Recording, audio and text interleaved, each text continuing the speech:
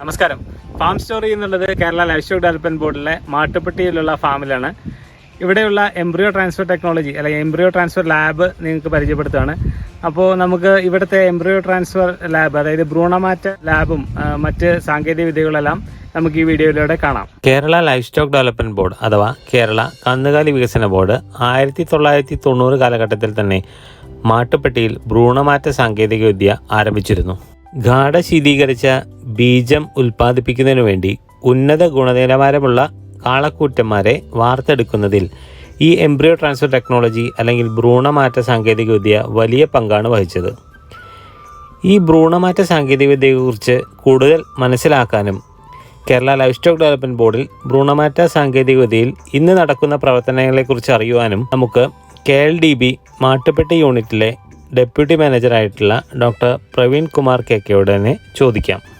പശുക്കളുടെ പ്രജനനത്തിന് വേണ്ടിയിട്ട് നമുക്ക് എല്ലാവർക്കും അറിയാവുന്നതാണ് കൃത്രിമ ബീജാദാനം എന്നുള്ള പ്രക്രിയ. കൃത്രിമ ബീജാദാനത്തിൽ ചെയ്യുന്നത് ഗാഢശീതീകരിച്ച ബീജമാത്രകളെ പശുവിന്റെ ഗർഭപാത്രത്തിൽ നിക്ഷേപിക്കുകയാണ്. ഇതിന് പകരമായി ബീജമാത്രകൾക്ക് പകരം ഭ്രൂണങ്ങളെ ഗർഭപാത്രത്തിൽ നിക്ഷേപിക്കുന്ന ഈ പ്രക്രിയയെ പറയുന്ന പേരാണ് ഭ്രൂണമാറ്റ സാങ്കേതിക വിദ്യ. ഈ കുട്ടികളെല്ലാം നമ്മൾ കാനഡയിൽ നിന്ന് ഇമ്പോർട്ട് ചെയ്തിട്ടുള്ള ഭ്രൂണങ്ങൾ ഇവിടെയുള്ള സങ്കരയിനം പശുക്കളിൽ നിക്ഷേപിച്ച് ഉൽപ്പാദിപ്പിച്ചെടുത്ത കുട്ടികളാണ്. എന്ന് പറയുമ്പോൾ യഥാർത്ഥത്തിൽ ഇവരുടെ ഉത്ഭവം കാനഡയിലാണ്, പക്ഷേ ജനനം നടക്കുന്നത് ഇവിടെയും. അതിലൂടെ നമ്മൾ ലക്ഷ്യമിടുന്നത് നല്ല ജനിതക ഗുണത്തെ ഭ്രൂണത്തിന്റെ അവസ്ഥയിൽ കേരളത്തിൽ കൊണ്ടുവന്ന് വളർത്തിയെടുത്ത് വലുതാക്കുക എന്നുള്ളതാണ്. ഏകദേശം ഒരു 10-15ഓളം കുട്ടികൾ നമ്മൾ ഇതേപോലെ ഉണ്ടാക്കിയെടുത്തിട്ടുണ്ട്. അത് ജേഴ്സി, പ്യുവർ ജേഴ്സി, ശുദ്ധമായ ജേഴ്സിയുടെയാണ് ഈ കുട്ടികൾ. കൂടാതെ പ്യുവർ HFും നമ്മുടെ കയ്യിലുണ്ട്. കേരളത്തിന്റെ കാലിസമ്പത്തിന് മുതൽക്കൂട്ടാവുന്ന ഒരു ഗ്രൂപ്പ് തന്നെയാണ്. ഇതിലൂടെ ഉണ്ടാകുന്ന കാളക്കുട്ടികളിലൂടെ നമുക്ക് ബീജം ഉൽപ്പാദിപ്പിക്കാൻ സാധിക്കുകയും ഉയർന്ന ജനിതക ഗുണമുള്ള ബീജമാത്രകൾ പുറത്തേക്ക് കൊടുക്കാൻ കഴിയുകയും ചെയ്യും. 2 തരത്തിലാണ് ഭ്രൂണമാറ്റ സാങ്കേതിക വിദ്യ ഭ്രൂണങ്ങളും ഉൽപ്പാദിപ്പിക്കുന്നത്. ഒന്ന്, multiple ovulation embryo transfer technology എന്ന് പറയുമ്പോൾ സാധാരണ ഒരു പശുവിന് നമുക്കറിയാം ഒരു കുട്ടിയാണ് ഉണ്ടാകുന്നത്. ഇവിടെ ഹോർമോണുകളുടെ സഹായത്താൽ നമ്മൾ ഒരു പശുവിന്റെ ഗർഭപാത്രത്തിൽ ഒന്നിലധികം ഏകദേശം 7-8 ചെറിയ കുട്ടികളെ എന്ന് പറയുമ്പോൾ ഭ്രൂണങ്ങളെ ഉൽപ്പാദിപ്പിക്കുന്നു. ഈ ഭ്രൂണങ്ങളെ പിന്നീട് ആ ഗർഭപാത്രത്തിൽ നിന്ന് പുറത്തേക്ക് എടുക്കുകയും ഈ ഭ്രൂണങ്ങളെ വ്യത്യസ്ത ഗർഭപാത്രങ്ങളിൽ നിക്ഷേപിക്കുകയും ചെയ്യുന്നു. ഇതാണ് MOIT ടെക്നോളജി ചെയ്യുന്നത്. അതായത് പശുവിന്റെ ഗർഭപാത്രത്തിൽ തന്നെയാണ് ഈ ഭ്രൂണങ്ങൾ വളരുന്നത്. ഈ കുട്ടികൾ നമ്മുടെ ഫാമിൽ, മാട്ടുപ്പെട്ടി ഫാമിൽ എംബ്രിയോ ട്രാൻസ്ഫർ ടെക്നോളജി മുഖേന ജനിച്ചിട്ടുള്ള കുട്ടികളാണ്. ഇതിന്റെ പ്രത്യേകത, ഈ കുട്ടികളുടെ മാതാവ് സഹിവാൾ ഇനത്തിൽപ്പെട്ടതും പിതാവ് ശുദ്ധമായ പ്യുവർ ജേഴ്സിയുടെ വിഭാഗത്തിൽപ്പെട്ടതാണ്. സഹിവാൾ ഇനത്തിന്റെ വലിയൊരു ഗ്രൂപ്പിനെ നമ്മൾ മാട്ടുപ്പെട്ടിയിൽ വളർത്തുന്നുണ്ട്. അങ്ങനെയുള്ള ഏകദേശം 8ഓളം കുട്ടികൾ ഫാമിൽ ഇപ്പോൾ പല ഘട്ടങ്ങളിലായി വളർന്നുകൊണ്ടിരിക്കുന്നുണ്ട്. അപ്പൊ ഇങ്ങനെയുള്ള കുട്ടികളിൽ നമ്മൾ പ്രതീക്ഷിക്കുന്നത് തനത് ബ്രീഡിന്റെ രോഗപ്രതിരോധ ശേഷിയും പുറമേ നിന്ന് ഇറക്കുമതി ചെയ്ത ജേഴ്സി വിഭാഗത്തിന്റെ പാലുൽപാദന ശേഷിയും കൂടെ കൂട്ടിച്ചേർന്ന് നല്ല കുട്ടികളെയാണ് നമ്മൾ പ്രതീക്ഷിക്കുന്നത്. രണ്ടാമത്തെ ടെക്നോളജിയാണ് IVF അഥവാ ഇൻവിട്രോ ഫെർട്ടിലൈസേഷൻ. ഈ ടെക്നോളജി നമുക്കെല്ലാം അറിയാവുന്ന ടെസ്റ്റ് ട്യൂബ് ബേബികൾ ഉൽപ്പാദിപ്പിക്കുന്ന നമ്മുടെ മനുഷ്യരുടെ ഇടയിൽ തന്നെ ഗർഭധാരണത്തിന് ബുദ്ധിമുട്ടുള്ളവർക്ക് വേണ്ടി സഹായകരമാവുന്ന ആ ടെക്നോളജി തന്നെയാണ് ഇവിടെ ഉപയോഗിക്കുന്നത്. ഇവിടെ ചെയ്യുന്നത് ഭ്രൂണത്തിന്റെ വളർച്ച, നേരത്തെ നമ്മൾ പറഞ്ഞത് ഭ്രൂണത്തിന്റെ വളർച്ച പശുക്കളുടെ ഗർഭപാത്രത്തിലായിരുന്നു. പക്ഷെ ഈ IVF ടെക്നോളജി ഭ്രൂണം വളരുന്നത് നമ്മുടെ ലാബിനകത്താണ്. പശുക്കളിൽ നിന്ന് ആദ്യത്തെ പടിയായി അവരുടെ അണ്ഡാശയത്തിൽ നിന്ന് നമ്മൾ അൾട്രാസൗണ്ട് സ്കാനിംഗ് മെഷീന്റെ സഹായത്തോടു കൂടി പൂർണ്ണ വളർച്ചയെത്താത്ത അണ്ടങ്ങളെ കുത്തിയെടുക്കുന്നു, ആസ്പിറേറ്റ് ചെയ്തെടുക്കുക എന്നാണ് നമ്മൾ പറയുന്നത്. ആ അണ്ടങ്ങളെ ലാബോറട്ടറിയുടെ കൃത്രിമ സംവിധാനത്തിൽ വെച്ച് നമ്മൾ വളർത്തിയെടുക്കും, കുറച്ചുകൂടെ മെച്യൂറാകും. ഈ മെച്യൂറായിട്ടുള്ള അണ്ടങ്ങളിൽ മുന്തിയ ഇനം കാളകളുടെ ബീജമാത്രകളെ നമ്മൾ ലാബിനുള്ളിൽ വെച്ച് തന്നെയാണ് കയറ്റിവിടുന്നത്. അങ്ങനെ ബീജമാത്രകൾ അണ്ടങ്ങളിൽ കയറുന്ന വഴി ഫെർട്ടിലൈസേഷൻ നടക്കുകയും ചെറിയ ഭ്രൂണങ്ങൾ ഉണ്ടാവുകയും ചെയ്യുന്നു. ഈ ഭ്രൂണങ്ങളെ 7 ദിവസത്തോളം, ശരിക്കും പറഞ്ഞാൽ പശുവിലെ ഗർഭപാത്രത്തിന് സമാനമായ ഒരു അന്തരീക്ഷത്തിൽ നമ്മൾ ലാബിനുള്ളിൽ വെച്ച് വളർത്തിയെടുക്കും 7 ദിവസത്തോളം.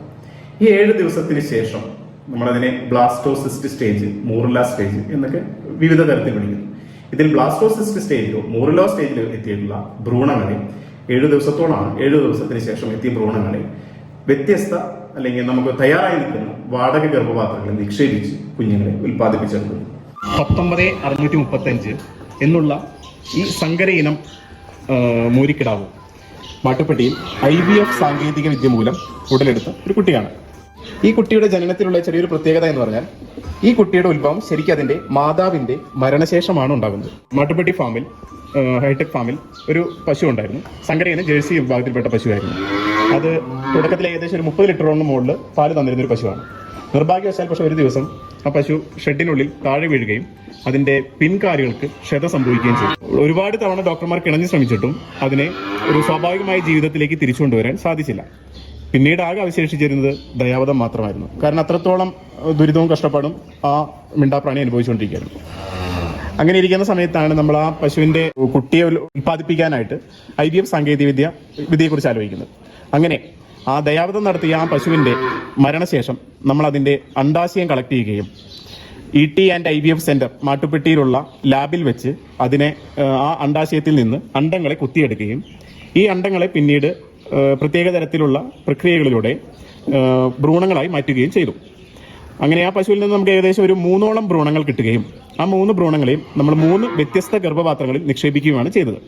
അതിൽ നിന്ന് ഈ ഒരു ഭ്രൂണമാണ് പശുവിനെ ചെനയേൽക്കുകയും ഒരു 10-9 മാസത്തെ ഗർഭകാലത്തിന് ശേഷം പുറത്തേക്ക് വരികയും ചെയ്തു. ഇത് ഞങ്ങളെ സംബന്ധിച്ച് വളരെ ആഹ്ലാദകരമായ ഒരു കാര്യമായിരുന്നു. കാരണം വെറുതെ നഷ്ടപ്പെട്ടു പോകുമായിരുന്ന ആ ജനിതക സമ്പത്തിനെ നമ്മൾ ഈ IVF സാങ്കേതികവിദ്യയിലൂടെ പുനർജീവിക്കുകയാണ് ചെയ്തത്. ഇത്തരം ഒരുപാട് മാനുഷികമായ വശങ്ങൾ നമുക്ക് ഈ സാങ്കേതികവിദ്യയിലൂടെ ചെയ്തെടുക്കാവുന്നതാണ്.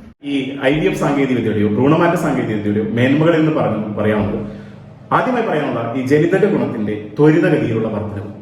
നേരത്തെ സൂചിപ്പിച്ചതുപോലെ ഒരുപാട് ഗുണങ്ങളുള്ള ഒരു തള്ളപ്പശുവിന്റെ കുട്ടികളെ, അനവധി എണ്ണം കുട്ടികളെ ചുരുങ്ങിയ സമയത്തിനുള്ളിൽ ഉത്പാദിപ്പിക്കാൻ ഈ എംബ്രിയോ ട്രാൻസ്ഫർ ടെക്നോളജി നമ്മളെ സഹായം ചെയ്യും.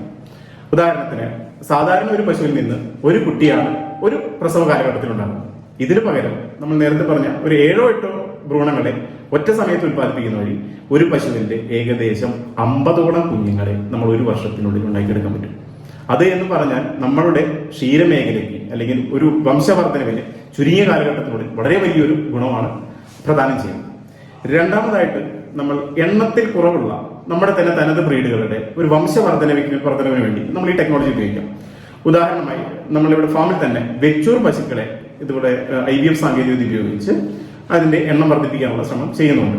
ഈ IVF സാങ്കേതികവിദ്യ മൂലം ചെനയേറ്റ ഒരു പശുവിന്റെ ഒരു പ്രസവം അടുത്ത ദിവസത്തിനുള്ളിൽ നമ്മൾ പ്രതീക്ഷിക്കുന്നുണ്ട്. ഇത് മുഖേന ഇതുപോലെ നമുക്ക് ഒരുപാട് കുഞ്ഞുങ്ങളെ ഇങ്ങനെ ഉത്പാദിപ്പിച്ചെടുക്കാൻ പറ്റും. ജനിതകമേന്മ കൂടിയ ചില പശുക്കളെ നമുക്ക് നഷ്ടപ്പെട്ടു പോകാൻ സാധ്യതയുള്ള പശുക്കളുടെ കുഞ്ഞുങ്ങളെ ഉത്പാദിപ്പിച്ചെടുക്കാനും ഈ ടെക്നോളജി യൂസിക്കാം.